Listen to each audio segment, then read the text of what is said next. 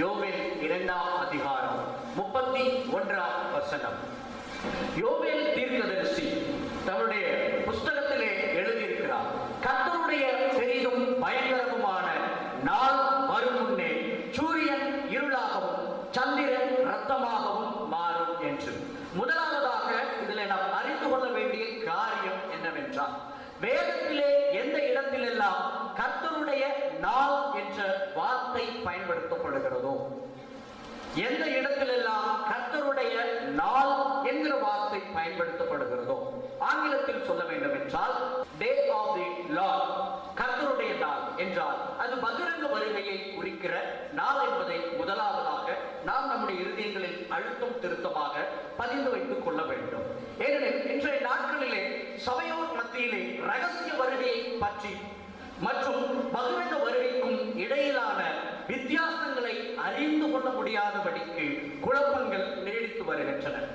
பெரிய பெரிய ஊழியர்களே கூட இந்த ரெண்டு வருகைக்கும் இடையிலான வித்தியாசங்களையும் இந்த ரெண்டு வருகையை பற்றி பேசக்கூடிய வசனங்களையும் பகுத்து பிரித்து அறிந்து கொள்ள முடியாதபடிக்கு சில நேரங்களிலே குழம்பி போய்விடுகிறார்கள். அதை நம்ம தவறாக சொல்வதற்கு இல்லை, குற்றம் சாட்டுவதற்கு ஏதுவான காரியமும் இல்லை. ஆனால் நான் உங்களுக்கு சொல்லுகிற காரியம் என்னவென்றால், இந்த கர்த்தருடைய நாள், கர்த்தரின் நாள் என்று வேதத்திலே வந்தால் அது பொதுவாக பகிரங்க வருகையை குறிக்கிற காரியம். கிறிஸ்துவின் நாள் என்று வருமானால், the day of Christ, கிறிஸ்துவின் நாள் என்று வருமானால் அது பொதுவாக ரகசிய வருகையை குறிக்கிற வசனம் என்பதை, வார்த்தை என்பதை நீங்கள் முதலாவதாக புரிந்து கொள்ள வேண்டும். ஆமென் சொல்லலாமா? ஹல்லேலூயா. இப்போ இந்த இடத்துல யோவேல் தீர்க்கதரிசி குறிப்பிடுகிறது எந்த வருகையை பற்றி என்றால் பகிரங்க வருகையை பற்றி. ஆனால் இது பகிரங்க வருகையை பற்றின வசனம் என்பதை அறியாமல் அநேக நேரங்களிலே the blood moon என்று சொல்லப்படுகிற இந்த சந்திரனானது சிவப்பு மயமாக மாறுகிற சந்திர கிரகணம் என்பது உலகத்திலே எப்பொழுதெல்லாம் வருகிறதோ அப்பொழுதெல்லாம் சில வேத பண்டிதர்கள், அவர்கள் தமிழ்நாட்டை சேர்ந்தவர்களாக இருந்தாலும் உலகத்தில் ஆங்கில மொழி பேசுகிறவர்களாக இருந்தாலும், சந்திர கிரகணம் வந்துவிட்டது, சந்திரனானது சிவப்பு நிறத்திலே மாறிவிட்டது, யோவேல் தீர்க்கதரிசி சொன்ன அடையாளம் வந்துவிட்டது. நல்லா கவனிக்கணும். சந்திர கிரகணம் எப்பொழுதெல்லாம் வருகிறதோ, எப்பொழுதெல்லாம் சந்திரனானது உலக அளவிலே சிவப்பாக மாறுகிறதோ அப்பொழுதெல்லாம் அநேக வேத பண்டிதர்கள் யோவேல் தீர்க்கதரிசியினுடைய இந்த வசனத்தை எடுத்துரைத்து, யோவேல் சொன்னது போலவே சந்திரன் ரத்தமாக மாறிவிட்டது, அதனால் ஆண்டவராகிய இயேசு கிறிஸ்துவினுடைய ரகசிய வருகை வரப்போகிறது, சீக்கிரத்திலே வரப்போகிறது. ஏனென்றால் இஸ்ரேல் நாட்டில் எப்பொழுதெல்லாம் இந்த சந்திர கிரகணம் வருகிறதோ அதில் ஒரு குறிப்பிட்ட எண்ணிக்கையை தாண்டின பிறகு ரகசிய வருகை நிகழும் என்று ஒரு கணக்கை உலக அளவிலே கடைபிடித்து வருகிறார்கள். நான் ரட்சிக்கப்பட்ட உடனே கண்கள் திறக்கப்பட்ட காலத்திலே அப்பொழுது ஒரு சந்திர கிரகணம் 2013ஆம் ஆண்டு என்று நினைக்கிறேன். அப்பொழுது ஒரு சந்திர கிரகணம் வந்தது. அந்த நேரத்திலே இணையதளங்களில் எல்லாம் யோவேல் தீர்க்கதரிசியினுடைய இந்த வசனத்தை சொல்லி, பாருங்கள், சந்திரன் சிவப்பாக மாறிவிட்டது, ரத்தமாக மாறிவிட்டது, இப்படி வந்தால் இயேசு கிறிஸ்துவினுடைய ரகசிய வருகைக்கான அடையாளம் என்று அநேகர் கட்டுரைகளும் வீடியோக்களும் வெளியிட்டார்கள். ஆனால் தொடர்ந்து கர்த்தரோடு நாம் பயணித்து வருகிற நாட்களிலே வந்த பொழுதுதான் தெரிந்தது, இந்த வசனத்திற்கும் ரகசிய வருகைக்கும் எந்த தொடர்பும் இல்லை, இது பகிரங்க வருகையை பற்றினதான காரியம் என்பதை நான் அறிந்து கொண்டேன். ஏன் என்றால் இன்னும் அநேக வசனங்களை நாம் அடுத்தடுத்து பார்க்க போகிறோம். ஆண்டவராகிய இயேசு கிறிஸ்துவானவர் கர்த்தராக, இயேசுவாக அல்லாமல் கர்த்தராக உலக அளவிலே எல்லாருடைய கண்களும் காணும்படியாக இறங்கி வரும் பொழுது சந்திரனானது சிவப்பு நிறமாக அல்லது இரத்த நிறமாக மாறும். அதே நேரத்திலே சூரியனானது கருப்பாக, இருளாக அல்லது கருப்பு கம்பளியை போல அல்லது அந்தகாரமாக மாறும் என்பதற்கான வசனங்கள் ஏராளம் இருக்கின்றன. அதாவது சிவப்பு நிறமாக சந்திரன் மாறியதை வைத்து மட்டுமே, இந்த வசனத்தை வைத்து மட்டுமே நாம் ரகசிய வருகையோ அல்லது வருகையோ கணக்கிட இருக்கக்கூடாது. மாறாக சூரியன் இருளாகவும் சந்திரன் ரத்தமாகவும் மாற வேண்டும். அட் தி சேம் டைம், ஒரே நேரத்துல எப்போ சந்திரன் ரத்தமாக மாறுகிறதோ, பிளட் மூடாக மாறுகிறதோ, அதே நேரத்தில் சூரியனானது பகல் நேரத்திலே உலகத்திற்கு ஒளி கொடுக்கிற சூரியனானதும் இருளாக மாற வேண்டும். இது ஒரே நேரத்திலே நிகழ வேண்டும். இது ஒரே நேரத்திலே நிகழ்ந்தால் அது பகிரங்க வருகைக்கான அடையாளம். அதுல இருக்கிற ஒரு வார்த்தையை மட்டும் பிடித்துக் கொண்டு பாருங்க, சந்திரன் ரத்தமாக மாறிவிட்டது, சிவப்பாக மாறிவிட்டது என்று நம் இஷ்டத்திற்கு நாம் வருகையை பற்றி கணக்கிடக்கூடாது. ஆமென் சொல்லலாமா? அல்லேலூயா. தேவனுக்கு மகிமை உண்டாகட்டும். நாம இப்பொழுது இன்னொரு வசனத்தை வாசிக்க போகிறோம், இணை வசனம். இது கர்த்தருடைய நாளாகிய பகிரங்க வருகைக்கான வசனம் தான் என்பதை நிரூபிக்கிற இன்னொரு வசனத்தை அதே யோவேல் தீர்க்கதரிசி புஸ்தகம் 3ஆம் அதிகாரம் 14 15 வரையிலான வசனங்களை வாசிக்க போகிறோம். நியாய தீர்ப்பின் பள்ளத்தாக்கிலே ஜனங்கள் திரளாய் இருக்கிறார்கள். நியாய தீர்ப்பின் பள்ளத்தாக்கிலே கர்த்தரின் நாள் சமீபமாய் இருக்கிறது. சூரியனும் சந்திரனும் இருண்டு போகும், நட்சத்திரங்கள் ஒளிமழுகும். கர்த்தர் சீயோனில் இருந்து கர்ஜித்து எருசலேமில் இருந்து சத்தமிடுவார், வானமும் பூமியும் அதிரும். இப்போ முதல் வசனத்துல பார்த்தோம், கர்த்தருடைய நாள் என்கிற வார்த்தை வந்தது. சூரியன் இருளாக மாறும், சந்திரன் ரத்தமாக மாறும் என்று பார்க்கிறோம். இந்த இரண்டாவது வசனத்திலும் பார்க்கிறோம், நியாயத்தீர்ப்பின் நாளிலே கர்த்தரின், நியாயத்தீர்ப்பின் பள்ளத்தாக்கிலே கர்த்தரின் நாள் சமீபமாக இருக்கிறது. அப்போ the day of the Lord, திரும்ப வருகிறது, வார்த்தை வருகிறது, கவனிக்கணும். கர்த்தரின் நாள் சமீபமாக இருக்கிறது. அப்போ பகிரங்க வருகையின் நாள் சமீபமாக இருக்கிறது என்று சொல்லிவிட்டு தீர்க்கதரிசி சொல்லுகிறார், சூரியனும் சந்திரனும் இருண்டு போகும். ஆமென் சொல்லலாமா? ஹல்லேலூயா. இந்த ரிப்பீட் ஆகுது. சூரியன் இப்போ முதல்ல என்ன சொன்னாங்க? சூரியன் இருளாக மாறும் என்று சொன்னாங்க. இங்க என்ன சொல்லி இருக்கிறாங்க? சூரியனும் சந்திரனும் இருண்டு போகும். அப்ப முதல் வசனத்துல சந்திரன் ரத்த சிவப்பாகவும் இந்த வசனத்துல கருப்பாகவும் மாறிவிடுமா என்றார். அது அர்த்தம் அல்ல. சூரியன் இந்த வசனத்தின் அடிப்படையில் பார்த்தாலும் ரத்த சிவப்பாக தான் மாறும். ரத்த சிவப்பாக மாறினாலும் ஒளி கொடுக்காது என்கிற கருத்தை தான் நாம புரிந்து கொள்ள வேண்டும். அல்லேலூயா. இப்போ சந்திரன் எந்த அளவுக்கு நமக்கு வெளிச்சம் கொடுக்குது என்பது எல்லாருக்குமே தெரிந்த விஷயம். ஆமானா இல்லைங்களா? சந்திரனால எந்த அளவுக்கு ஒளி கொடுக்க முடியும்? ஓரளவுக்கு தான். பௌர்ணமியிலிருந்து ஒரு சில நாட்கள் மட்டும் அதனுடைய ஒளியானது மிகவும் பிரகாசமாக இருக்கும். ஆனா மற்ற நாட்களில் எல்லாம் கொஞ்சம் மங்கின நிறத்திலான வெளிச்சத்தை தான் சந்திரனால் கொடுக்க முடியும்.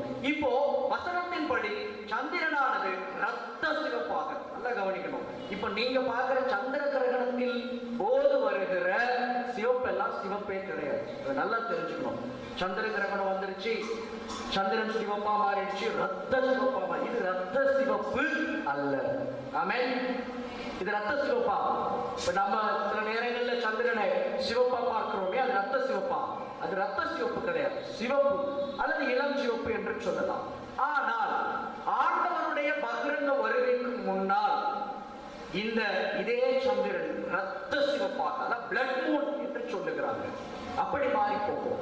அப்போ ரத்த சிவப்பாக சந்திரன் மாறிவிட்டால் அதிலிருந்து ஒளி கிடைக்குமா? கிடைக்குமா? கிடைக்குமா? சொல்லுங்க. சரி, இப்போ நம்ம வீட்டுல நைட்ல நம்ம தூங்கும் போது என்ன செய்வோம்? சில வீடுகள்ல ரெட் கலர்ல இந்த 0 வாட்ஸ் பல்ப் யூஸ் பண்ணுவோம். அதுல இருந்தாலும் கொஞ்சம் ஒளி கிடைக்குமா இல்லையா? வீடு எப்படி இருக்கும்? கொஞ்சம் ஒரு சிவப்பு மயமாக இருக்கும். ஆனா வேதம் சொல்லுகிற இந்த பகிரங்க வருகைக்கும் முன்னதாக சந்திரன் ரத்த சிவப்பாக மாறும் பொழுது உலகமும் நம்முடைய வீட்டின் அறையை போல சிவப்பு கலர்ல காட்சியளிக்குமா என்றெல்லாம் கூட நமக்கு என்ன பண்ணலாம்?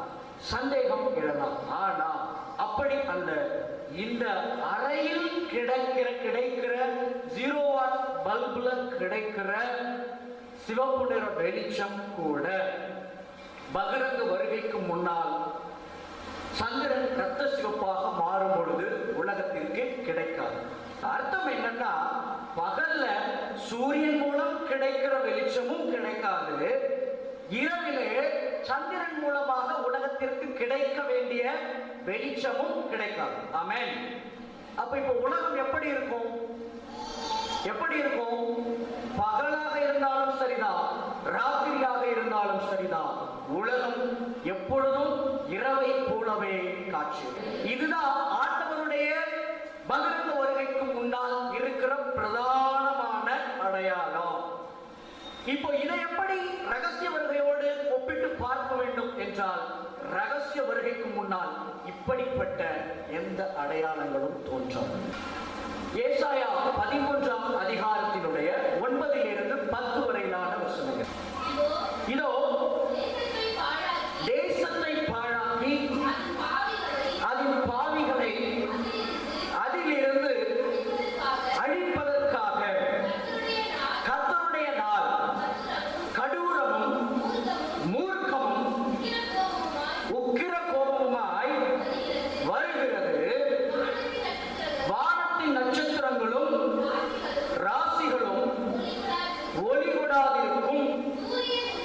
சூரியன் உதிக்கையில் இருண்டு போம், சந்திரன் ஒளி கொடாதிருக்கும். ஹல்லேலூயா. அப்போ மறுபடியும் இன்னொரு வசனமும் இந்த காரியத்திற்கு அழுத்தமாக சாட்சி பகர்கிறது. வானத்தின் நட்சத்திரங்களும் ராசிகளும் ஒளி கொடாதிருக்கும். நன்றாக கவனிக்க வேண்டும். சூரியன் மட்டும் இருண்டு போகாது, சந்திரன் மட்டும் இரத்த சிவப்பாக மாறாது. நட்சத்திரங்கள் மின்னுவதால் இந்த உலகத்திலே உண்டாகிற ஒரு சின்ன ஒரு ஆறுதலின் வெளிச்சம் கூட இந்த பூமிக்கு கிடைக்காது. நட்சத்திரங்கள் மின்னுவதால் உண்டாகிற ஒரு சிறிய மாற்றம், ஒரு சிறு வெளிச்சம் கூட இந்த பூமிக்கு கிடைக்காது. ஏசாயா தீர்க்கதரிசி அழுத்தமாக பதிவு செய்திருக்கிறார். வானத்தின் நட்சத்திரங்களும் ராசிகளும் ஒளி கொடாதிருக்கும். சூரியன் உதிக்கையில் இருண்டு போம், சந்திரன் ஒளி கொடாதிருக்கும் என்று ஏசாயா தீர்க்கதரிசியின் மூலமாக பரிசுத்த ஆவியானவர் கர்த்தருடைய நாளாகிய பகிரங்க வருகைக்கு முன்பதாக இந்த வானத்திலே நிகழப்போகிற பிரதான அடையாளங்களை, மாற்றங்களை பதிவு செய்திருக்கிறார். மறுபடியும் நாம யோவேல் தீர்க்கதரிசியின் புஸ்தகம் 2ஆம் அதிகாரத்தினுடைய 10ஆம் வசனத்தை வாசிக்கலாம். அவைகளுக்கு முன்பாக பூமி அதிரும், வானங்கள் அசையும், சூரியனும் சந்திரனும் இருண்டு போகும், நட்சத்திரங்கள் ஒளிமழுங்கும். போதும், கவனிங்க. மறுபடியும் ஒரு வசனம், அவைகளுக்கு முன்பாக பூமி அதிரும். இங்கே அவைகள் என்று வேதத்தால் யாரை முன்னிட்டு எழுதப்பட்டிருக்கிறது என்றால், நம்மை குறித்துதான் வேதம் இப்படி பதிவு செய்திருக்கிறது. அவைகள் என்று இந்த இடத்திலே எழுதப்பட்டிருக்கிறது யார் என்றால், பரிசுத்தவான்களை குறித்து எழுதப்பட்டிருக்கிறது. நம்ம வருகிற வசனங்களிலே அதை பற்றி விளக்கமாக பார்க்க போகிறோம். ஆண்டவராகிய இயேசு கிறிஸ்துவானவர் கர்த்தராக பகிரங்க வருகையின் பொழுது இறங்கி வரும் பொழுது உலகத்தினுடைய சகல கோத்திரத்தாருடைய கண்களும் காணத்தக்கதாக அவர்கள் அழுது புலம்பும் வகையிலே வானத்திலிருந்து பகிரங்கமாய் தம்முடைய தூதர்களோடு இயேசு கர்த்தராய் இறங்கி வரும் பொழுது அவரோடு கூட 1000 பரிசுத்தவான்களாக நாம் இறங்கி வருவோம். ஆமென். ஹல்லேலூயா. எப்படி இறங்கி வருவோம்? நாம தான் இங்க பூமியில இருக்கிறோம். நாம எப்படி ஆண்டவர் பகிரங்க வருகையிலே வரும் பொழுது அவரோட கூட வர முடியும் என்றால், ஏற்கனவே ரகசிய வருகையிலே எடுத்துக் கொள்ளப்பட்ட சபையாகிய பரிசுத்தவான்களின் கூட்டம் பகிரங்க வருகையின் பொழுது மீண்டும் இயேசுவோடு கூட இந்த பூமிக்கு இறங்கி வரும். அல்லேலூயா. ரகசிய வருகையின் போது சபை எடுத்துக் கொள்ளப்படும். எடுத்துக்கொள்ளப்பட்ட சபையானது ஆண்டவர் பூமிக்கு பகிரங்கமாக இறங்கி வரும் பொழுது அவரோட கூடவே இறங்கி வரும்.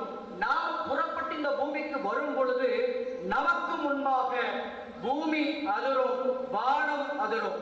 அந்த அளவுக்கு இந்த பூமியிலே சாதாரண மனிதர்களாக, சாமானியர்களாக, பிற மனிதர்களை எதிர்த்து பேச முடியாமல் சுவிசேஷம் சொன்னால் அடி வாங்கவும் வசை வாங்கவும் படியாக கட்டளையை பெற்ற அதே பரிசுத்தவான்களாகிய நாம் சபையாக எடுத்துக்கொள்ளப்பட்டு ரகசிய வருகையிலே எடுத்துக்கொள்ளப்பட்டு இயேசுவோட கூட பரலோகத்திலே கொஞ்ச காலம் மாத்திரம் இருந்து மறுபடியும் அவர் பகிரங்கமாக இந்த பூமிக்கு இறங்கி வரும் பொழுது நாமும் அவருடனே கூட இருப்போம்.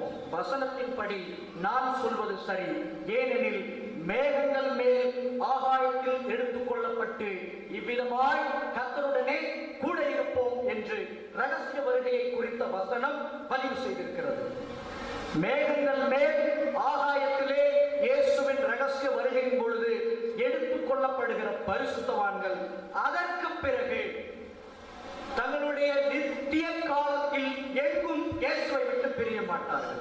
ஆமென், ஹல்லேலூயா.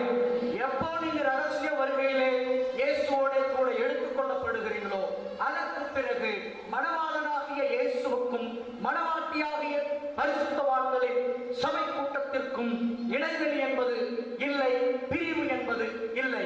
இவ்விதமாய் எப்பொழுதும் கர்த்தருடனே இருப்போம். ஆமென், ஹல்லேலூயா. அந்த வசனத்தின் நிறைவேறுதல் தான் பகிரங்க வருகையில இயேசு கிறிஸ்து பூமிக்கு இறங்கி வரும் பொழுது நாமும் கூடவே வரும். அப்புறம் அவர் 1000 வருடம் அரசாட்சி செய்வார். நாமும் அவரோடு கூட சேர்ந்து 1000 வருடம் அரசாட்சி செய்வோம். அதற்கு முன்பாக அர்மகெதோன் யுத்தம் நடக்கும் இஸ்ரவேல் நாட்டில். அந்த இஸ்ரவேல் நாட்டில் நடக்க போகிற அர்மகெதோன் யுத்தத்திலும் இயேசுவோடு கூட பரிசுத்தவான்களும் சண்டையிடுவோம். யாரோடு? அந்த கிறிஸ்துவினுடைய ராணுவத்தோடு. ஆமென். அந்த கிறிஸ்துவினுடைய ராணுவம் இஸ்ரேல் நாட்டில் இருக்கிற அர்மகெதோன் பள்ளத்தாக்கு அல்லது நாம சமீபத்தில் வாசித்த நியாய தீர்ப்பின் பள்ளத்தாக்கு. அர்மகெதோன் பள்ளத்தாக்கு என்பதும் நியாய தீர்ப்பின் பள்ளத்தாக்கு என்பதும் வேறு அல்ல. The valley of judgment, judgment valley. ஆண்டவராகிய இயேசு கிறிஸ்து உலகத்தில் இருக்கிற வரப்போகிற அந்த கிறிஸ்துவையும் அவனுடைய ராணுவத்தையும் அந்த ராணுவத்தோடு சேர்ந்து இயேசுவோடும் அவருடைய சேவையோடும் யுத்தம் பண்ண வரப்போகிற எல்லாரோடும் கர்த்தர் யுத்தம் பண்ண போகிற இடம் இஸ்ரேல் நாட்டிலே இருக்கிற அர்மகெதோன் என்கிற பள்ளத்தாக்கு அல்லது நியாய தீர்ப்பின் பள்ளத்தாக்கு அல்லது யோசபாத்தின் பள்ளத்தாக்கு. 3 பேர் இருக்கிறது. என்னது? மெகிதோன் பள்ளத்தாக்கு, அர்மகெதோன் பள்ளத்தாக்கு, நியாய தீர்ப்பின் பள்ளத்தாக்கு, யோசபாத்தின் பள்ளத்தாக்கு. 3ம் ஒன்றைதான் குறிக்கிறது. இந்த இடத்துல தான் கர்த்தருடைய மகா கோபம். இன்றைக்கு நாம பார்க்கிற இயேசு கிடையாது. அன்பும் இரக்கமும் சாந்தமும் நிறைந்த இயேசுவை தான் நாம இன்றைக்கு பார்த்திருக்கிறோம், இனிமேலும் பார்க்க போகிறோம். ஆனால் பகிரங்க வருகையின் பொழுது நாம் பார்க்க போகிற இயேசு மகா உக்கிரமான இயேசு, மகா பயங்கரமான இயேசு. அவருடைய சத்தத்தை கேட்டு வானம் அதிரும், பூமி அதிரும். வசனங்கள் எல்லாம் நம்ம பார்க்க போகிறோம். அவருடைய சத்தத்துக்கு வானம் அதிரும், பூமி அதிரும். அந்த கிறிஸ்து நொறுங்குண்டு போவான் என்று வசனம் எழுதியிருக்கிறது. கர்த்தருடைய சத்தத்தை கேட்டு அசீரியன் நொறுங்குண்டு போவான். யார் இந்த அசீரியன் என்றால் அந்த கிறிஸ்துவானவன். இயேசுவினுடைய சத்தத்தை பகிரங்க வருகையிலே கேட்கும் பொழுது அவனுடைய சர்வநாடியும் நொறுங்குண்டு போகும் என்று வேதத்திலே நாம பார்க்கிறோம். அவர் அந்த சத்தத்தை கொடுக்கிற வரைக்கும் இதே அந்த கிறிஸ்து இயேசுவுக்கு விரோதமாக, பிதாவுக்கு விரோதமாகவே தன்னை உயர்த்தி பேசுவான். உன்னதமானவருக்கு விரோதமாக தன்னை உயர்த்துவான். அவரை தூஷித்து பேசுவான், பரியோசம் பண்ணி பேசுவான். ஆனா அந்த உன்னதமானவருடைய சத்தம் எப்படி இருக்கும் என்பதை பகிரங்க வருகையில் முதல் தரம் அவன் கேட்கும் பொழுது, சீயோனில் இருந்து அவன் கர்ஜிக்கிற சத்தத்தை அவன் கேட்கும் பொழுது அவன் நொறுங்குண்டு போவான்.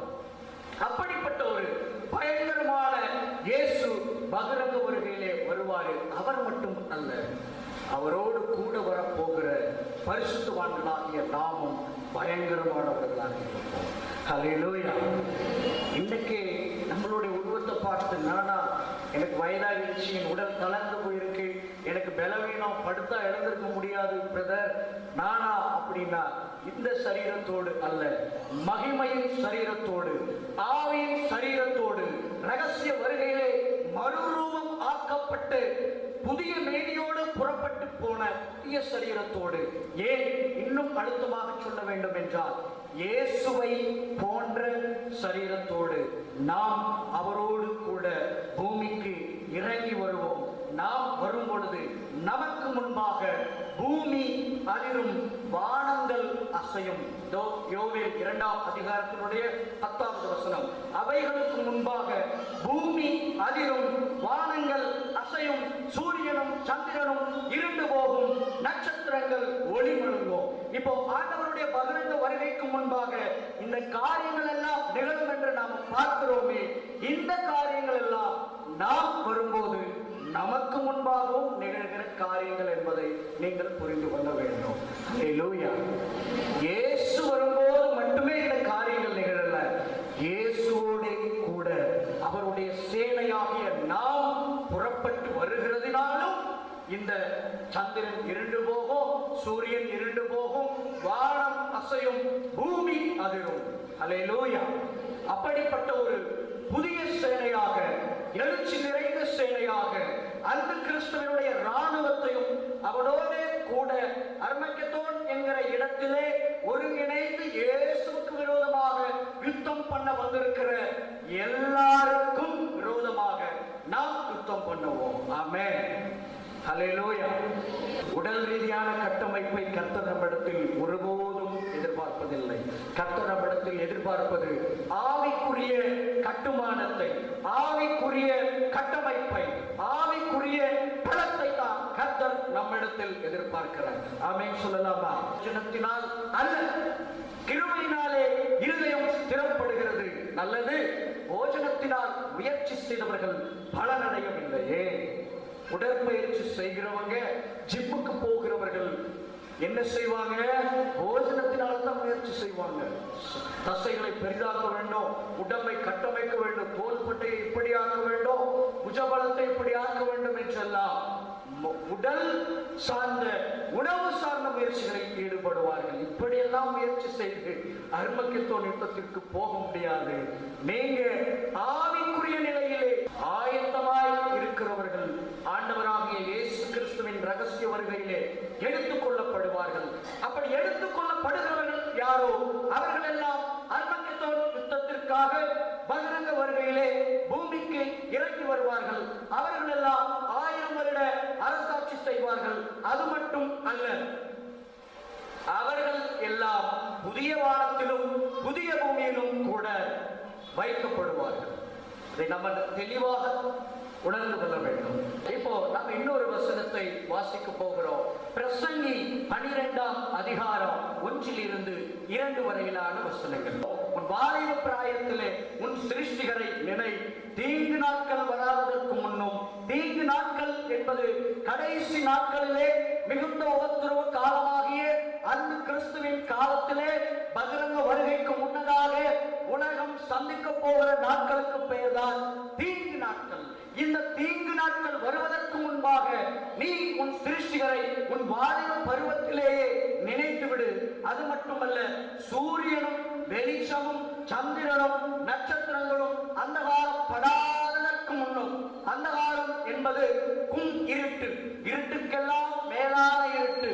ஒரு துளி அளவு கூட நம் முன்னால் இருக்கிற ஒரு பொருளையோ, நம் இடது வலது பக்கத்தில் இருக்கிற எந்த ஒரு காரியத்தையும் நம்முடைய கண்களால் காணவே முடியாத ஒரு நிலைக்கு பெயர்தான் அந்தகாரம். அந்த அந்தகார நிலையை நோக்கி சூரியனும் சந்திரனும் நட்சத்திரங்களும் செல்ல போகின்றன. இதற்கு முன்பாக, அந்த தீங்கு நாட்கள் வருவதற்கு முன்பாக நீ உன் வாலிப பிராயத்திலே உன் சிருஷ்டிகரை நினை. நிச்சயமாக சூரியனும் சந்திரனும் நட்சத்திரங்களும் அந்தகாரப்பட்டது உன்னால் நிச்சயமாக விரும்பத்தக்க நாட்களாக இருக்கவே முடியாது. வேதம் அதைத்தான் பதிவு செய்திருக்கிறது. தீங்கு நாட்கள் என்பது மகா கோரமான காலம். வரப்போகிற அந்த கிறிஸ்துவின் காலத்தை பற்றி, பகிரங்க வருகைக்கு முன்னதான காலத்தை பற்றி நீங்க அழுத்தம் திருத்தமா மிக எளிமையாக புரிந்து கொள்ள வேண்டும் என்றால் இந்த வசனம் அதற்கு ஏதுவான வசனம். அந்நாட்களிலே அநேகர் சாவை தேடுவார்கள், ஆனால் சாவோ அவர்களை விட்டு விலகி ஓடிப்போம். ஆமென் சொல்லலாமா? அல்லேலூயா. சாவு என்பதை விரும்பாத மனுஷன் சாவு தேடி வந்தால் விலகி ஓடுகிற கடைசி நாட்களிலே சாவை தேடுவான். செத்தா நலமாக இருக்கும் என்று சொல்லுகிற நிலைமைக்கு, தேடுகிற அளவுக்கு ஒரு கொடிய காலம், மகா கொடிய காலம் இந்த பூமியை நோக்கி வந்து கொண்டிருக்கிறது. அப்படிப்பட்ட கொடிய காலத்திலே நாம் சிக்கிவிடக் கூடாது. சாவை விரும்புகிற காலம், சாவே மேல் என்று சொல்லுகிற காலம். இந்த கொடிய வாழ்க்கையை வாழ்வதற்கு, இந்த கொடுமையான பூமியிலே இருப்பதற்கு மேலாக நான் இறந்து போனால் நலமாக இருக்கும் என்று உலகத்தின் குடிகள் எல்லாம் சாவை தேடி ஓடுவார்கள். ஆனால் சாவு அவர்களை விட்டு அவ்வளவு சீக்கிரத்தில் தப்பித்து விட பார்க்கிறாயா என்று சாவு அவர்களை விட்டு விலகி ஓடிப்போம். அப்படிப்பட்ட கொடிய காலம்தான் மிகுந்த உபத்திரவ காலம் என்று ஆண்டவராகிய இயேசுவால் சொல்லப்பட்டிருக்கிறது. உலகம் தோன்றினது முதல் இதுவரைக்கும் சம்பவித்திராததும் இனிமேலும் சம்பவியாததுமான மிகுந்த உபத்திரவம் அந்நாட்களிலே உண்டாகி இருக்கும் என்று ஆண்டவராகிய இயேசு கிறிஸ்து வரப்போகிற அந்த மிகுந்த உபத்திரவ காலத்தை குறித்து சொல்லுகிறார்.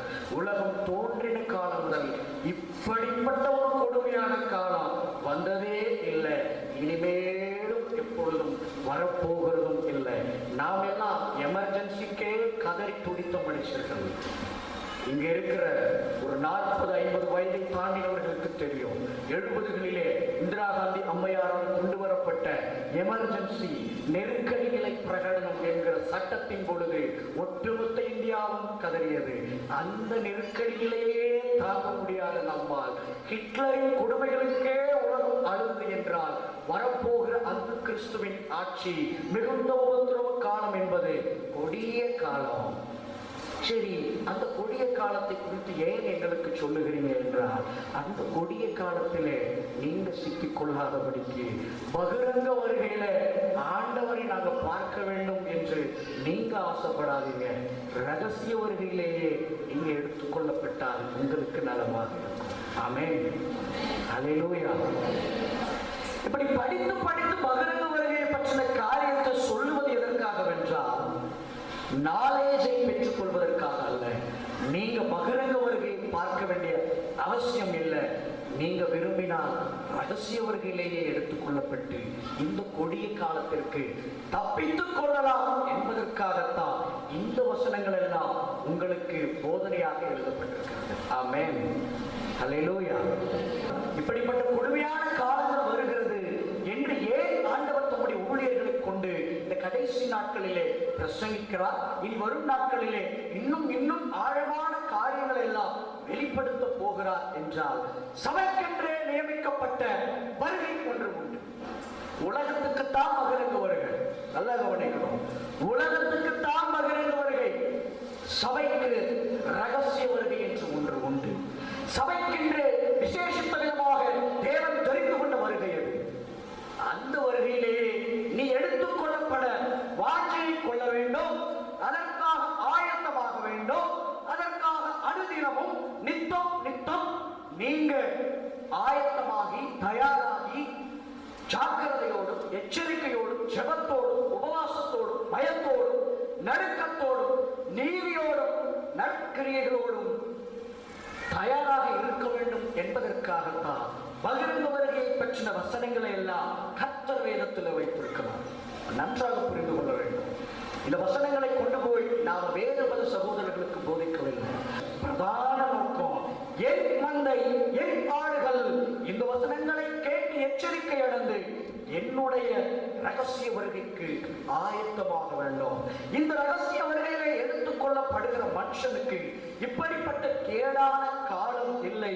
மாறாக அவன் வானத்திலே என்னோடு கூட பரலோகத்திலே மகிழ்ந்திருக்க முடியும். உலகம் அந்த கிறிஸ்துவின் ஆளுகையில் சிக்கி தவித்தால் கூட அப்படிப்பட்ட கொடிய வேதனைகளிலே என் பிள்ளைகளுக்கு பங்கு இருக்கக்கூடாது என்பதற்காகத்தான் கர்த்தர் ரகசிய வருகையை நியமித்தார்.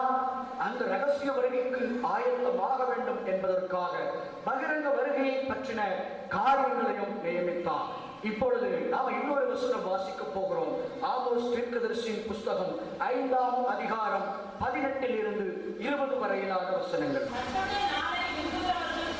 கர்த்தருடைய நாளை விரும்புகிறவர்களுக்கு ஐயோ, அதனால் உங்களுக்கு என்ன உண்டு? கர்த்தருடைய நாள்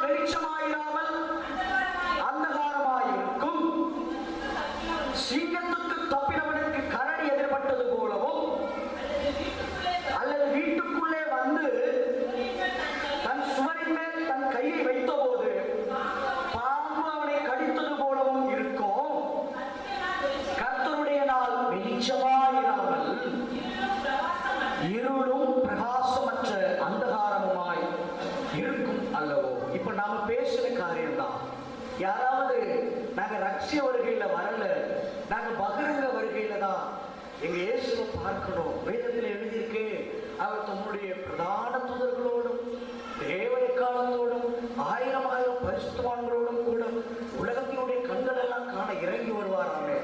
நானும் அதை பார்க்கணும் என்று கர்த்தருடைய நாளை எந்த கிறிஸ்தவனாவது விரும்பினால் அவனுக்கு ஐயோ. இவ்வளவு நேரம் எந்த காரியத்தை குறித்து பேசினேனோ அடுத்து பரிசுத்த ஆவியானவர் அதை தொடர்ந்து ஒரு வசனத்தையே வைத்திருக்கிறார். நீங்க ரகசிய வருகையை தான் விரும்ப வேண்டும் என்பதுதான் பிறப்பிக்கப்படும் கட்டளை. If you are a Christian, you should expect the rapture only, day of Christ.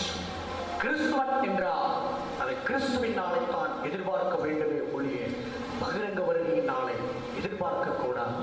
அப்படி ஒருவன் எதிர்பார்த்தால் அவன் ரகசிய வருகையிலே தான் கைவிடப்பட வேண்டும் என்பதை அவனே விரும்புகிறான். அதற்கேற்ப தன்னை ஆயத்தமாக்கிக் கொள்ளுகிறான். அதற்கேற்க எச்சரிக்கை இல்லாமல் வாழுகிறான், ஜாக்கிரதை இல்லாமல் ஜீவிக்கிறான், பயம் இல்லாமல் வேத வசனத்தை கை கொள்ளாமல் வாழ விரும்புகிறான் என்று அர்த்தம். அப்படிப்பட்டவர்களுக்கு ஐயோ. ஏனென்றால் கர்த்தருடைய நாள் என்பது எவ்வளவு பயங்கரமாக இருக்கும் என்றால், எதிரிலே சிங்கம் வரும், சிங்கத்திடமிருந்து எப்படியாவது தப்பித்து விட்டு ஆஹா சிங்கத்திடமிருந்து தப்பித்தோம் என்று கொஞ்சம் சந்தோஷப்பட்டீங்கன்னா எதிரில் வந்து கரடி நின்றது போல இருக்கும். கரடி கிட்டே இருந்து நாங்க தப்பிச்சிட்டோம் என்று நீங்க ஏதாவது உங்க வல்லமைகள் எல்லாம் காண்பித்து தப்பித்து வீட்டுக்குள்ள போயிட்டோம், அப்பா இப்படி வீட்டுக்குள்ள நுழைஞ்சிட்டோம், தப்பிச்சிட்டோம், இனி என் வீட்டுக்குள்ள வந்துட்டேன், எனக்கு என்ன கவலை, எனக்கு என்ன பயம் என்று நினைத்தீர்களானால், போய் சுவரையில கொஞ்சம் கை வைத்தீர்களானால் அங்கே பாம்பு கடித்தது போல் இருக்கும். இப்படி அர்த்தம் என்னவென்றால், ஒன்றிலிருந்து தப்பிச்சு இன்னொன்று போகணும்னா அங்க ஒரு உபத்திரம் நியமிக்கப்பட்டிருக்கும், அதிலிருந்து தப்பித்தோம்னா இன்னொரு உபத்திரம் நியமிக்கப்பட்டிருக்கும். இப்படி மிகுந்த உபத்திரவ காலத்திலே அடுக்கடுக்காக வருகிற உபத்திரவங்களையும் சோதனைகளையும் எதிர்கொண்டு உங்களால ஜெயிக்க முடியாது. அது ரொம்ப கஷ்டம். ஆனா அதிலும் ஒரு கூட்டம் வரப்போகுது, அது வேறு விஷயம். ஆனாலும் அப்படி ஒரு சோதனைக்கு நீ சிக்கிக்கொள்ளக்கூடாது. உன்னுடைய விசுவாசம் அந்த கிறிஸ்துவின் முத்திரையினால் சோதிக்கப்படக்கூடாது. உன்னுடைய விசுவாசம் வானம் இருளடைந்து பூமி எங்கும் அதிர்ந்து ஒரே இருட்டான உலகத்துல நீ சிக்கிக்கொண்டு இயேசுவை மறுதலித்து விடக்கூடாது, இயேசுவை தூஷித்து விடக்கூடாது. உடலெல்லாம் புண்கள் உண்டாவதனால வருத்தப்பட்டு வேதனைப்பட்டு புறஜாதி ஜனம் கடைசி நாட்களிலே கர்த்தரை தூஷிக்கும், பல்ல கடித்து கொண்டு தேவனை தூஷிக்கும், வேறெல்லாம் ஒரு தேவனா என்றெல்லாம் தூஷிக்கும். அப்படிப்பட்ட கொடுமைக்கு நீயும் ஆளாகிவிடக்கூடாது.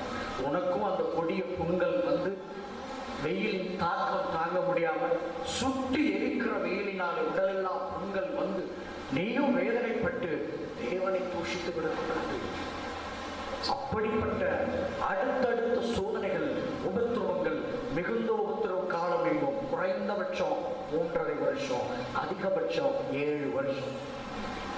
ஒரு நாளை கடந்து போனால் பெரிய விஷயம், அந்த ஒரு நாளே கொடுமையா இருக்கும். அதுல ஒரு 1260 நாட்கள், இந்த 3.5 வருடத்துல ஒரு 1260 நாட்கள். இந்த 3.5 வருடத்தை நீங்க 7 வருடத்தை கடந்துட்டீங்கன்னா பெரிய விஷயம். அதனால கர்த்தர் சொல்லுகிறார், கர்த்தருடைய நாளை விரும்பாதே, மாறாக கிறிஸ்துவின் நாளை விரும்பு, இயேசுவின் நாளை விரும்பு, எடுத்துக்கொள்ளப்படுதலை விரும்பு, ராப்சரை விரும்பு. அப்படி விரும்பினா நீ பரலோகத்தில் இருப்ப. உலகமே அழுதாலும் சரிதான், அந்த கிறிஸ்து என்னதான் உலகத்தை பாதிச்சாலும் சரிதான், உலகம் எங்கோ பூமி அதிர்ந்தாலும் சரிதான், வானம் இருந்தாலும் சரிதான், உனக்கு பிரச்சனை இல்லை, நீ இயேசுவோடு மகிழ்ந்திருப்பாய். இப்போ இந்த காலத்துல, இந்த அந்தகாரமான காலத்துல இந்த மனுஷர்கள் எப்படியெல்லாம் வேதனைப்படுவாங்க என்பதையும் வேதம் துல்லியமாய் பதிவு செய்திருக்கிறது. நம்முடைய வேதத்தில் இல்லாத அதிசயங்கள் இல்லை. வாசிக்கலாம். செப்பனியா 1ஆம் அதிகாரம் 17ஆம் வசனம். மனுஷர் கர்த்தருக்கு விரோதமாய் பாவம் செய்தபடியால் அவர்கள் குருடரை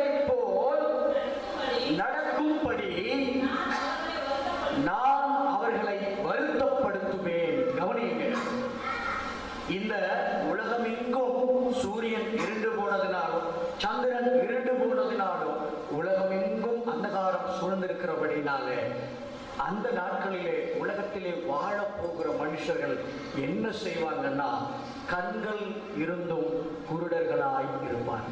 எப்படி இருப்பாங்க? கண்கள் இருக்கும், ஆனா குருடர்கள்.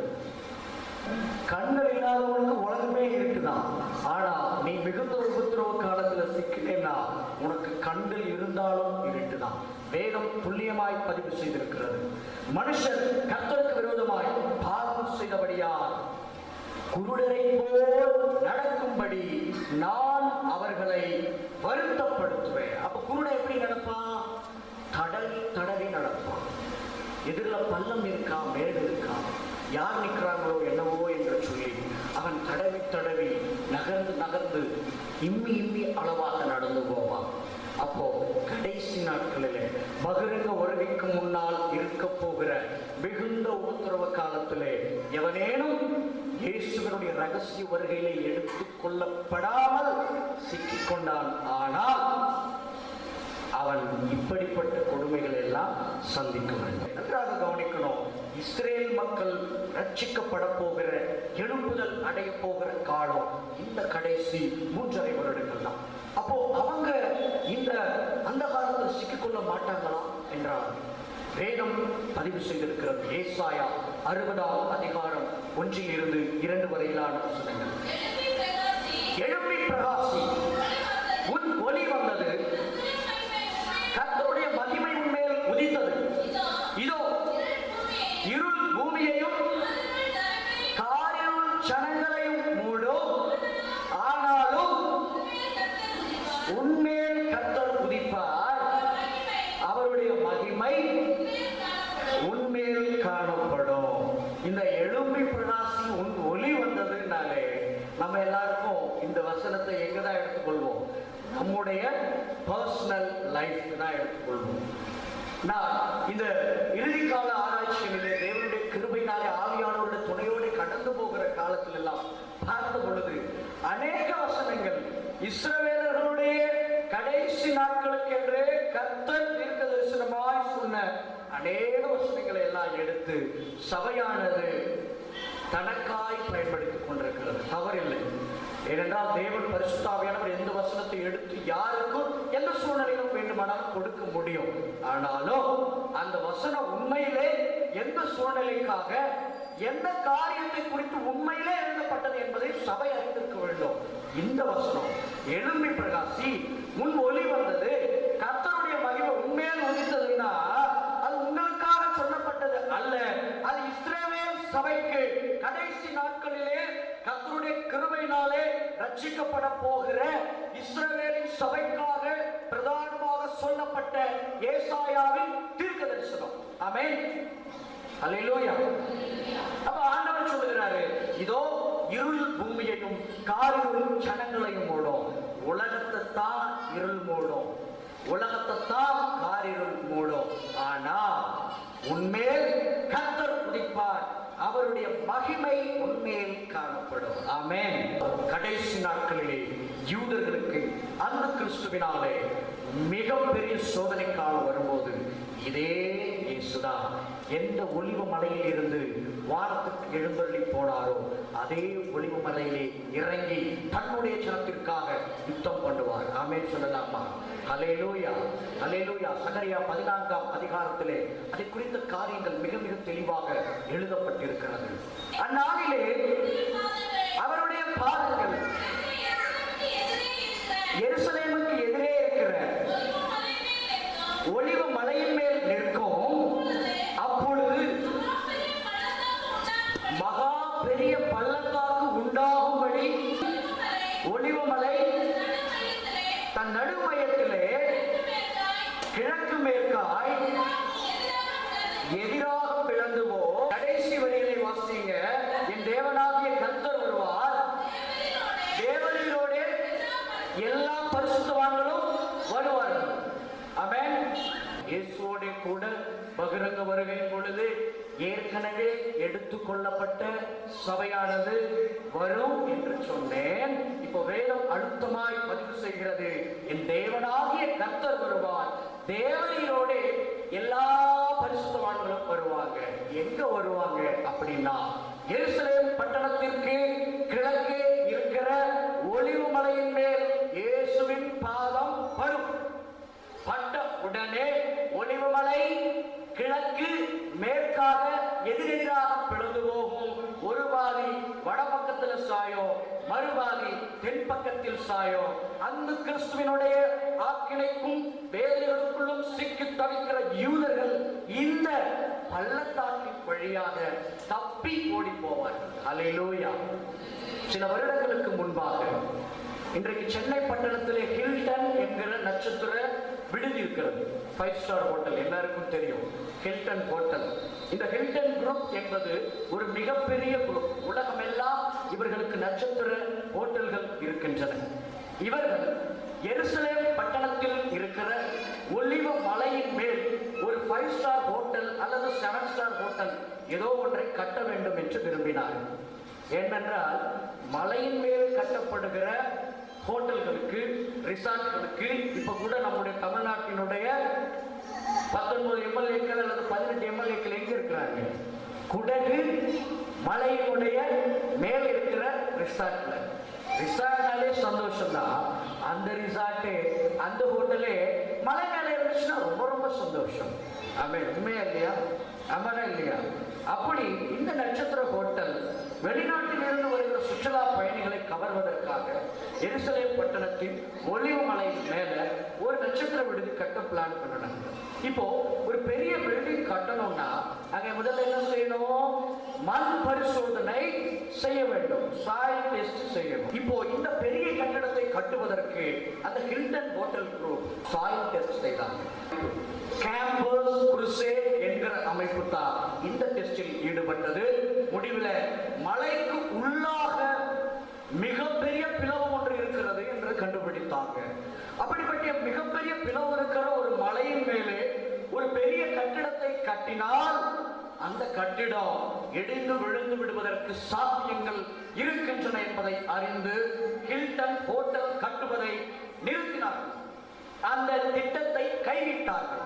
பிறகுதான் ஆராய்ந்து பார்த்த பொழுது வேதத்திலே சகரியாவின் புஸ்தகம் 14ஆம் அதிகாரத்தினுடைய இந்த 4ஆம் வசனத்திலே பார்த்தார்கள். ஏற்கனவே ஆண்டவராகிய இயேசு கிறிஸ்து வந்து கால் வைக்க போகிற மலை எதுவென்றால் இந்த ஒலிவு மலைதான். இந்த ஒலிவு மலையின் மேல் அவருடைய பாதம் பகிரங்க வருகையின் பொழுது படும் பொழுது ஒலிவு மலை கிழக்கு மேற்காக 2ஆக பிளந்து விழும் என்று வேதம் சொல்லி இருக்கிறது. அப்படி விழ வேண்டும் என்பதற்காகவே தேவன் ஏற்கனவே அந்த மலைக்குள்ளாக ஒரு பிளவை வைத்திருக்கிறார் என்பதை கண்டறிந்தார்கள். அல்லேலூயா, அல்லேலூயா. அப்போ திட்டம் கைவிடப்பட்டது. கர்த்தர் ஒரு ராஜா தன்னுடைய மக்களுக்காக இறங்கி சண்டையிடுவதைப் போல எருசலேம் வாசிகளுக்காக, இஸ்ரவேல் மக்களுக்காக கடைசி நாட்களிலே யுத்தம் பண்ண போகிறார். கழுதை மேலும் கழுதை குட்டியாகிய மரியின் மேலும் வந்த சாந்த சுரபியாகிய இயேசு ஒரு மன்னனை போல, ராஜாவை போல கடைசி நாட்களிலே மிகுந்த உபத்திரவ காலத்திற்கு பின்பு நிகழப் போகிற பகிரங்க வருகையிலே யூதர்களுக்காக, தன்னுடைய சொந்த மக்களுக்காக நேரடியாக களம் இறங்கி யுத்தம் செய்ய போகிறார். உடன் அவரோடு இணைந்து அதே இஸ்ரவேல் மக்களுக்காக யுத்தம் செய்ய போகிறவங்க யார் என்றால் நாம். இந்த யூதர்களின் மூலமாகத்தான் ரட்சிப்பு உலகத்திற்கு வந்தது. மேசியா இந்த பூமிக்கு வந்தாரு. அந்த யூதர்களுடைய மன கடினத்தினால்தான் இந்த ரட்சிப்பு புறஜாதியாகிய நம்மை நோக்கி வந்தது. இதே யூதர்களுக்கு நாம செய்ய போகிற பிரதிபலன் என்னவென்றால், கடைசி நாட்களிலே அந்த கிறிஸ்துவால் அவர்களுக்கு பிரச்சனை வரும் பொழுது இயேசுவோட கூட சேர்ந்து நாம் அவர்களுக்காக அந்த கிறிஸ்துவோடும் அவனுடைய ராணுவத்தோடும் சண்டையிட போகிறோம். அது மட்டுமல்ல, இந்த பகிரங்க வருகையின் பொழுது நிகழப்போகிற இன்னொரு மிக முக்கியமான காரியத்தையும் நாம பார்க்க வேண்டும். ஏசாயா 13ஆம் அதிகாரம் 9 இலிருந்து 13 வரைக்கும். இதோ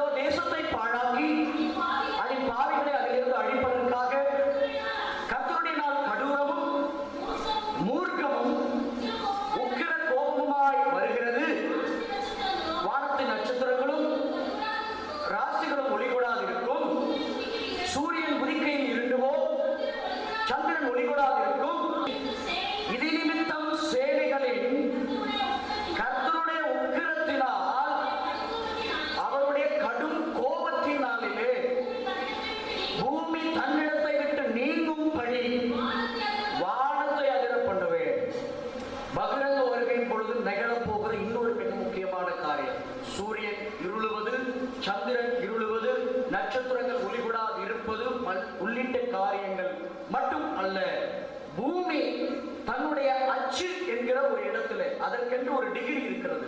அதை கர்த்தர் ஒரு குறிப்பிட்ட டிகிரியிலே நம்முடைய கண்களுக்கு தெரியாத ஒரு ஆதாரத்தை அதற்கென்று நியமித்திருக்கிறார். நம்ம யோக புஸ்தகத்திலே பார்த்தால் தெரியும், நம்ம கண்களுக்கு தெரியாது பூமி எப்படி அந்தரத்திலே நிற்கிறது என்பது நமக்கு ஆச்சரியம். ஆனால் கர்த்தருக்கு அது ஆச்சரியம் அல்ல. அந்தரத்திலே அதை கர்த்தர் தான் நிறுத்தி வைத்திருக்கிறார். அதற்கென்று ஒரு ஆதாரத்தை நியமித்திருக்கிறார். ஆனா அதே பூமி தன்னுடைய ஆதாரத்தில் இருந்து, தான் நின்று கொண்டிருக்கிற ஸ்தானத்தில் இருந்து விலகி போகும்படியாக வானத்தை கர்த்தர் உலுக்குவார். நல்லா கவனிக்கணும். நம்ம ஏற்கனவே வாசித்தோம், பரிசுத்தவான்கள் வரும் பொழுது வானம் அசையும், பூமி அதிலும் என்று வாசித்தோம். எந்த அளவுக்கு அசையும் என்றால், இயேசுவும் நாமும் வரும்போது வானத்தை கர்த்தர் உலுக்குகிற உலுக்கிலே பூமியானது தன்னுடைய இடத்தை விட்டு, தன்னுடைய ஸ்தானத்தை விட்டு, தான் இப்பொழுது இருக்கிற டிகிரியில் இருந்து விலகி போகும். ஆமென், ஹல்லேலூயா. அதனாலதான் வெளிப்படுத்தின விசேஷத்துல பார்க்கிறோம், உலகம் தோன்றினது முதல் ஏற்படாத மிகப்பெரிய பூமி அதிர்ச்சி இயேசுவினுடைய பகிரங்க வருகையின் போது ஏற்பட்டது என்று எழுதியிருக்கிறாங்க. பூகம்பம்னு வந்தா எங்கேயாவது மேப் மாதிரி நீங்க எல்லாம் பார்த்துருக்கீங்களா? எங்கே கேள்விப்பட்டிருக்கீங்களா? மேப் மாதிரி பூகம்பம்னு வந்தா ரோடு பிளக்கும், பாதை பிளக்கும், வீடுகள் உன்னோட ஒன்று சரிஞ்சு விழுந்து கிடக்கும், கால் சிக்கிக்கொண்டும், தலை சிக்கிக்கொண்டும், குழந்தைகள் சிக்கிக்கொண்டு சேதங்கள் தான் நிகழும். ஆனா கவனிங்க, பகிரங்க வருகையின் பொழுது நிகழப் போகிற பூகம்பத்தினால் அற்புதங்கள் நிகழும், மேப் அமைப்பு மாறும். அப்ப ஒரு பூகம்பம்னு சொல்றதை விட கர்த்தர் 1000 வருட அரசாட்சி செய்வதற்கு முன்பாக உலகத்தினுடைய வரைபடத்தை மாற்ற விரும்புகிறார் என்பதுதான் அர்த்தம். ஆமென். இன்னைக்கு இருக்கிற மேப் அமைப்புல இயேசு வந்து உலகத்தை ஆள மாட்டார். நன்றாக கவனிக்கணும். இன்னைக்கு இந்தியா இந்த இடத்துல இருக்கு, அமெரிக்கா அங்க இருக்கு, ஐரோப்பா கண்டம் அங்க இருக்கு. இன்னைக்கு இருக்கிற மேப்பை ஆள இயேசு வரவில்லை. அவர் ஆள துவங்குவதற்கு முன்பாக அவருடைய பகிரங்க வருகையிலே வரப்போகிற மிகப்பெரிய பூகம்பத்தினால் தீவுகள் யாவும் அகன்று போயின, மலைகள் யாவும் அகன்று போகும், பள்ளத்தாக்குகள் மலைகளாக மாறும், மலைகளில் இருந்து ஆறுகளும் வாய்க்கால்களும் உண்டாகும்.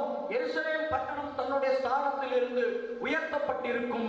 இஸ்ரவேல் நாட்டினுடைய எல்லை இன்றைக்கு எவ்வளவா இருக்கிறதோ அந்த எல்லை அதை விட விஸ்தாரமாக மாறிப்போம். இயேசு வரும் பொழுது யூதர்களுக்காக பரந்து விரிந்த ஒரு தேசத்தை ஏற்படுத்தி கொடுத்து உலகத்தின் வரைபடத்தை மாற்றி அமைத்து எருசலேம் பட்டணத்தில் இருந்து உலகத்தை எல்லாம் 1000 வருடங்கள் அரசாட்சி செய்வார். ஹல்லேலூயா, ஹல்லேலூயா. இப்படிப்பட்ட மிகப்பெரிய மாற்றங்கள் எல்லாம் இந்த பூமி அதிர்ச்சினால நிகழும். இந்த பூமி அதிர்ச்சி எப்படி நிகழும் என்றால், வானத்தை அவர் உலுக்குகிற உலுக்கிலே இந்த பூமியானது தன்னுடைய ஸ்தானத்தை விட்டு விலகி நகர்ந்து போகும் என்று வேதத்திலே நாம் காண்கிறோம். ஹல்லேலூயா. அது மட்டுமல்ல, இன்னொரு வசனத்தை நாம வாசிக்கலாம். ஏசாயா 34ஆம் அதிகாரம் 4 இருந்து 5 வரையிலான வசனங்கள். வானத்தின் சர்வ சேனையும் கரைந்து வானங்கள் புஸ்தக சுருளை போல் சுருட்டப்பட்டு அவைகளின் சர்வ சேனையும்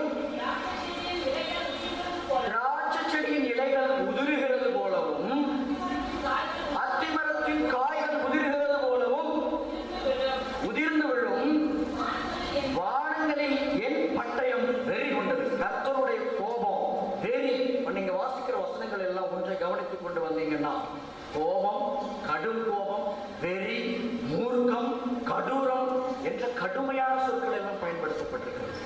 இந்த பகிரங்க வருகையினுடைய கடுமையை நமக்கு புரிய வைப்பதற்காக கர்த்தர் வார்த்தைகளை எப்படி எல்லாம் பயன்படுத்திருக்கிறார். உக்கிரமான இயேசு, பயங்கரமான இயேசு. இந்த இடத்துல பார்க்கிறோம், வானங்களில் என் பட்டயம் வெறி கொண்டது. கர்த்தருடைய வெறி எந்த அளவுக்கு, கோபம் எந்த அளவுக்கு வருகிறது என்றால், வானங்களை எல்லாம் கர்த்தர் சிதைத்து போடுகிறார். என்ன செய்கிறாரு? வானத்தின் சர்வ சேனையும் கரைந்து. வானத்தின் சர்வ சேனைனா என்ன? இன்னைக்கு வானத்துல தான் சூரியன் இருக்கு, சந்திரன் இருக்கு, நட்சத்திரங்கள் இருக்கு, இன்னும் அநேகம் பல கோள்கள் இருக்கின்றன.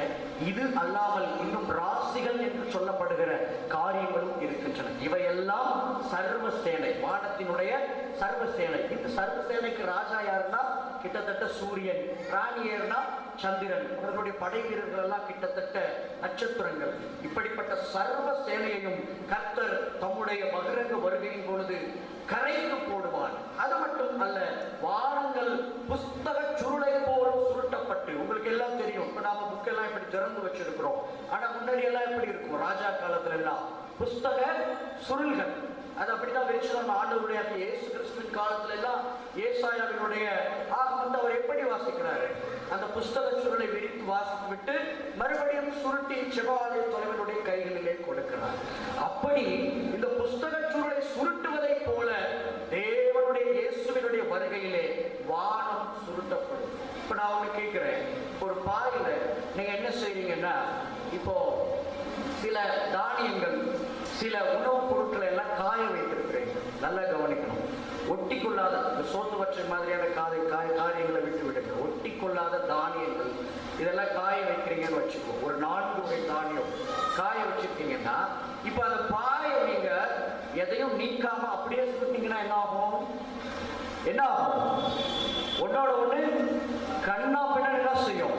இதுல இந்த சைட்ல இருக்கிறது அந்த சைட்ல உருண்டு போகும், அந்த சைட்ல இருக்கிறது இந்த சைடு உருண்டு ஓடும். ஒரே அந்த இடத்துல ஒரு அமளி துமளி உண்டாகும். ஆமென். அப்படித்தானே? இல்ல இப்போ ஒரு சரி நம்ம எப்படி சொல்லுவோம், சின்ன பிள்ளைங்க ஒரு 10 பேரை ஒரு பெரிய பாயில் உட்கார வைப்போம். 4 முனைகளில் இருந்தோம். இப்ப என்ன செய்யறோம், இந்த முனையில இருந்து படுவேகமாக நான் கொஞ்சம் சரசரன்னு சுருட்டு தூக்கினா என்ன ஆகும்? என்ன ஆகும்? 4 முனையிலிருந்து சுருட்டா அந்த சைட்ல இந்த சைட்ல இருக்கிற எல்லாம் ஓடி வந்து ஒன்னோட ஒண்ணு தலையில இடிச்சுக்கிட்டு குள்ளும் முறையோடு கத்த ஆரம்பிச்சுடுவாங்க. கிட்டத்தட்ட இப்படிப்பட்ட காரியம் தான் பகிரங்க வருகையின் போது நடக்கும். ஆண்டவர் கட்டளையிட அந்த வானமானது சுருட்டப்படும். என்ன ஆகும்னா, சூரியன் இருப்பாங்க, சந்திரன் இருப்பாரு, நட்சத்திரங்கள் இருப்பாங்க, இன்னும் அநேக கோள்கள் எல்லாம் இருக்கும்.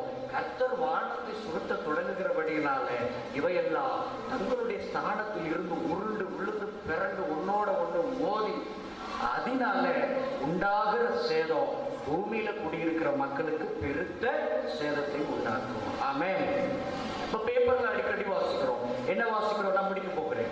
பேப்பர்ல அடிக்கடி வாசிக்கிறோம், விண்கல் ஒன்று மோத வந்து கொண்டிருக்கிறது, பூமிக்கு 21 கிலோமீட்டர் பக்கத்துல வருது, 76 கிலோமீட்டர் பக்கத்துல வருது என்றெல்லாம் அப்பப்போ சயின்டிஸ்ட் என்ன செய்யறாங்க, நாசாவில இருந்து அமெரிக்காவில இருந்து நம்ம பயன்படுத்தி கொண்டே இருக்கிறாங்க. இதெல்லாம் வெறும் பயம்தான். ஆனா இப்போதைக்கு எதுவும் மோதாது. ஆனா பகிரங்க வருகை நடக்கும் போது என்ன ஆகும்னா, இருக்கிற எல்லா கோளும் ஒன்னோடு ஒன்று மோதி பூமியையும் வந்து மோதும். அதனால் உண்டாகிற சேதம் பூமிக்கு மகா பயங்கரமானதாக இருக்கும். ஆமென் சொல்லலாமா? அல்லேலூயா. இப்படிப்பட்ட கொடுமையான காலத்தில், இயற்கையின் மகா பேரழிவின் நாட்களிலே சிக்கிக் கொள்வதற்கு முன்பாக சபையானது கர்த்தராகிய இயேசு கிறிஸ்துவினுடைய ரகசிய வருகைக்கு நேராக தன்னுடைய கண்களை நோக்கி பார்த்து, அப்போஸ்தலனாகிய பவுல் சொல்லுகிறான், பேதுரு சொல்றான், ஆகையால் நாட்கள் சமீபமானபடியினால், இது கடைசி நாட்கள் ஆனபடியினால் என்று சொல்லுகிறான். எப்போ சொன்னாங்க? 2000 கிட்டத்தட்ட 2000 வருடங்களுக்கு முன்பாகவே இந்த வார்த்தையை பயன்படுத்துறாங்க. இந்த கடைசி நாட்களிலே தேவன் மாம்சத்திலே வெளிப்பட்டார் என்று சொல்லுகிறாங்க. நல்லா கவனிக்கணும். எப்ப வெளிப்பட்டாரா? கடைசி நாட்களிலே தேவன் மாம்சத்தில் வெளிப்பட்டார். ஆகையால் நாட்கள் சமீபமானபடினால், ஆகையால் கடைசி நாட்கள் ஆனபடினால் என்றெல்லாம் ஏன் சொல்றாங்க? இன்னைக்கு நான் சொல்றது பெரிய விஷயம் இல்லை, பாஸ்டர் ஐயா சொல்றது பெரிய விஷயம் இல்லை. அன்னைக்கு 2000 வருஷத்துக்கு முன்னால பவுல் சொல்றதும் பேதுரு சொல்றதும் தான் பெரிய விஷயம். அர்த்தம் என்னவென்றால், இயேசுவானவர் இந்த பூமிக்கு எப்பொழுது வெளிப்பட்டாரோ அப்பொழுதோ பூமியினுடைய கடைசி காலம் துவங்கிவிட்டது. அல்லேலூயா.